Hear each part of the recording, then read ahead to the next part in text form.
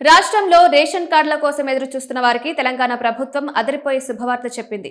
అర్హులైన ప్రతి ఒక్కరికి దరఖాస్తు చేసుకున్న 48 గంటల్లోనే రేషన్ కార్డు జారీ చేసే విధంగా వ్యవస్థను తీర్చిదిద్దామని రాష్ట్ర రవాణా, బీసీ సంక్షేమ శాఖ మంత్రి పొన్నం ప్రభాకర్ తెలిపారు.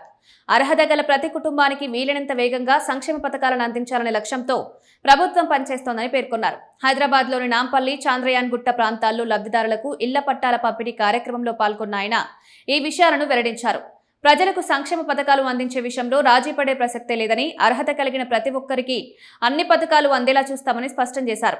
లబ్ధిదారులు దరఖాస్తు చేసుకున్న 1-2 రోజుల్లోనే రేషన్ కార్డు అందేలా చర్యలు తీసుకుంటున్నామని, ఈ విషయంలో ఎలాంటి సందేహం లేదని తెలిపారు. ప్రజల ఆరోగ్యాన్ని దృష్టిలో పెట్టుకుని ఇప్పటికే ప్రపంచవ్యాప్తంగా రేషన్ ద్వారా సన్న బియ్యాన్ని అందిస్తున్నామని, దీనివల్ల పేదల జీవన ప్రమాణాలు మెరుగుపడతాయని తెలిపారు. రేషన్ వ్యవస్థను మరింత బలోపేతం చేస్తూ ప్రతి కుటుంబానికి ప్రయోజనాలు చేరేలా అధికారులు క్షేత్రస్థాయిలో పనిచేస్తున్నారని వివరించారు. ఇల్లు లేక ఇబ్బంది పడుతున్న పేదలకు శాశ్వత పరిష్కారం చూపే దిశగా ప్రభుత్వం అడుగులు వేస్తోందని తెలిపారు. ఇందులో భాగంగానే హైదరాబాద్ ఔటర్ రింగ్ రోడ్ పరిధిలో సుమారు 1,00,000 ఇందిరమ్మ ఇళ్ల నిర్మాణం చేపట్టబోతున్నట్లు ప్రకటించారు. పేద ప్రజల సొంతింటి కల నెరవేర్చడమే ప్రభుత్వ ప్రధాన లక్ష్యమని అన్నారు. ఇళ్ల కేటాయింపుకు సంబంధించిన అర్హుల ఎంపికలో పూర్తి పారదర్శకత పాటిస్తామని, ఎలాంటి రాజకీయ జోక్యం లేకుండా కేవలం అర్హులైన పేదలకు మాత్రమే ఇల్లు కేటాయిస్తామని స్పష్టం చేశారు. ఇందులో భాగంగానే త్వరలోనే సుమారు 2 లక్షల మంది ఒంటరి మహిళలకు కొత్తగా పెన్షన్లు జారీ చేయబోతున్నట్లు వెల్లడించారు.